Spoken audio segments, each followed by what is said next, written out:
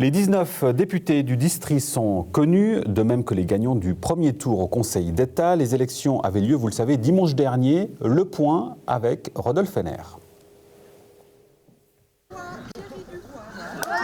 Pour la première fois de son histoire, le district de Nyon avait 19 sièges à pourvoir au Grand Conseil. Et les grands vainqueurs de ce scrutin sont les partis de droite.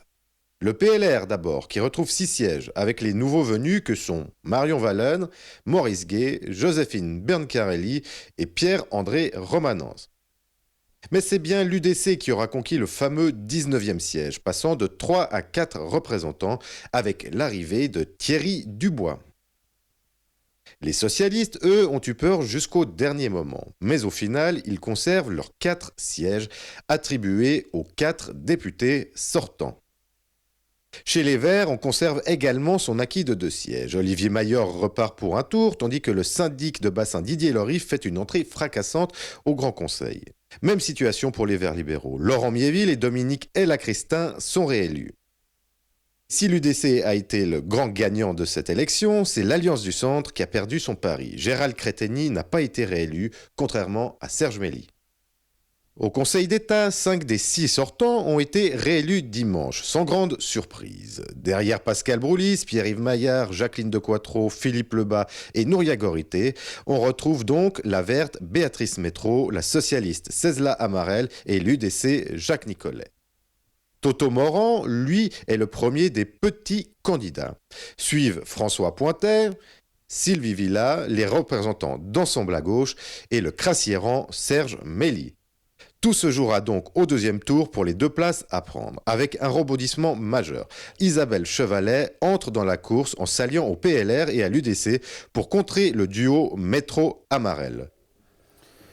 Voilà donc pour ce résumé de dimanche dernier avec nous 2 représentants politiques du district, à commencer par Serge Mély. Bonjour. Bonjour. Candidat malheureux au Conseil d'État. Une déception quand même au vu des résultats de manière globale et surtout à Crassier. Certaines déceptions dans mon village où je ne fais que 10 voix de plus que Nicolet. Je trouve que c'est peu. Mais autrement, quand même une certaine satisfaction de voir que sans liste socle, avec ces listes de partis où automatiquement, sans connaître la personne, on peut obtenir une voix. Je fais quand même plus de 10 000 voix dans le canton de personnes qui me font confiance. Alors on l'a vu, vous êtes dans le district le seul représentant de l'Alliance du Centre, tel le dernier des Mohicans. Dernier du Mohican, non, parce que M. Crétegny, malgré son échec, est tout proche. On a manqué le 2e siège de quelques pourcents.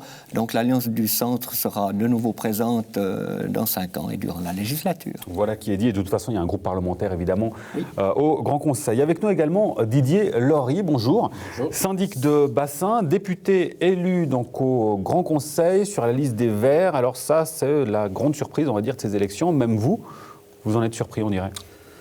Oui, je suis très surpris. Je remercie déjà toutes les personnes qui, dans un premier temps, avaient accepté, lors de l'Assemblée générale des Verts, de me tolérer. Vous tolérez, vous dites? Oui, non, mais... Ils ont dû se pincer le nez? Non, pas du tout. Je crois qu'il faut arrêter avec ce qui s'est passé. Maintenant, il faut voir l'avenir. Donc, maintenant, c'est fait.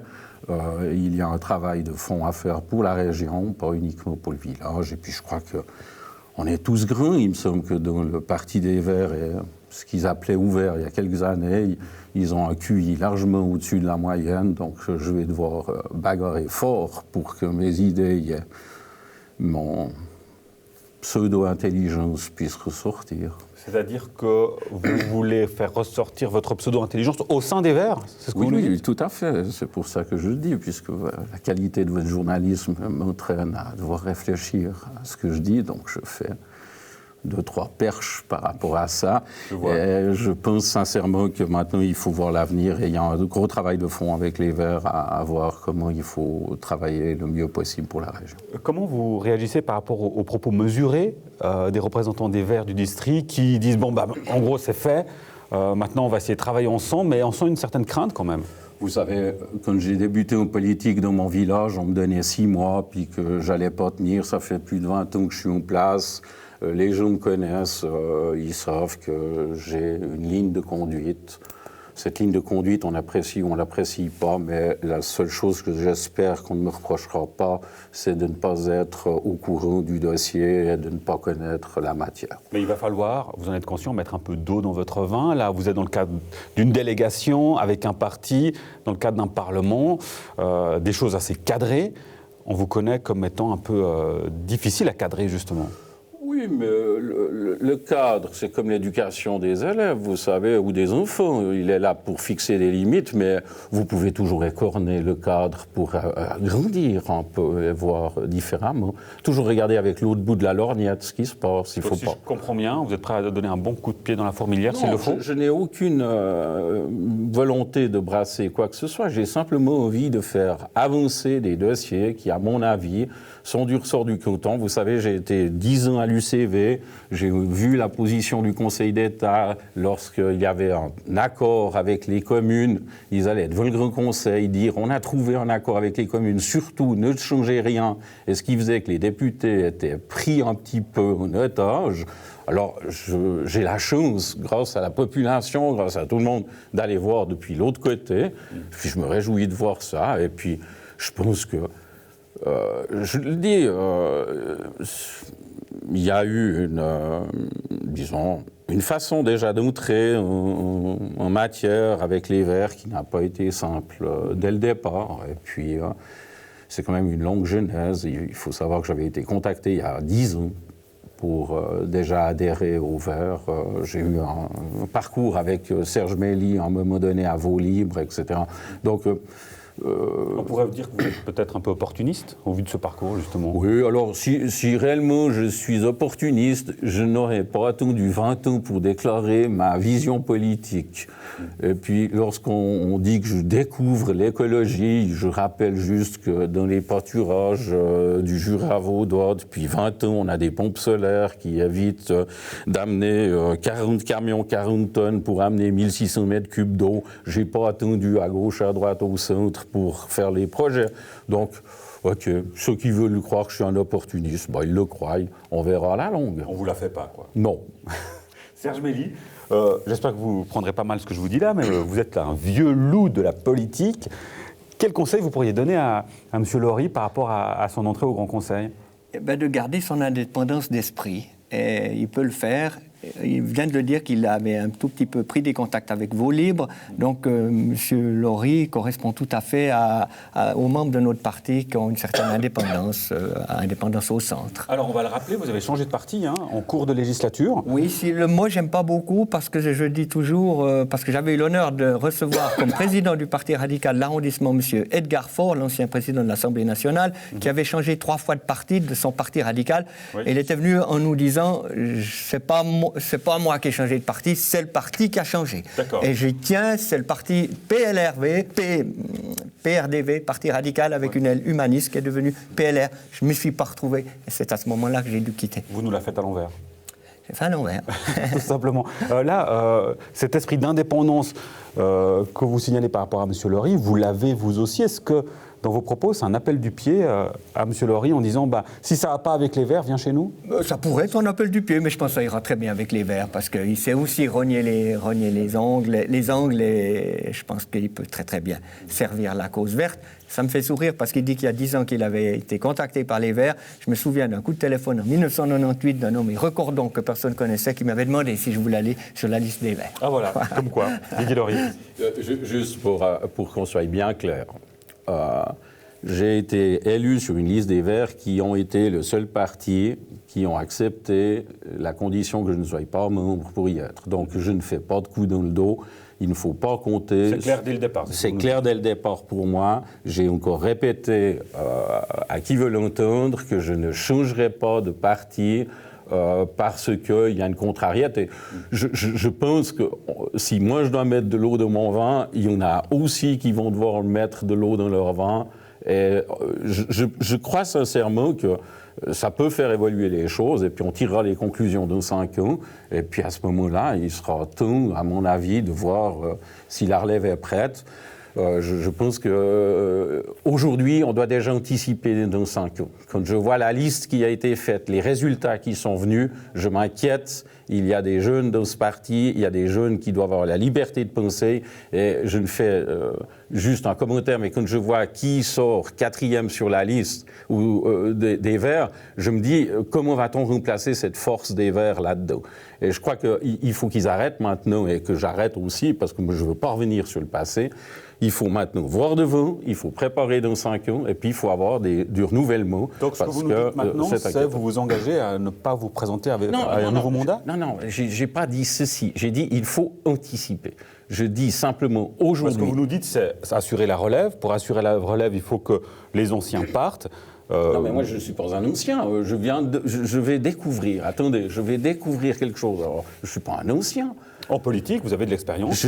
Oui, mais alors, pas chez les Verts, effectivement. Je n'ai pas d'expérience politique parlementaire. Je suis un type de l'exécutif. J'ai une formation d'ingénieur assez pragmatique.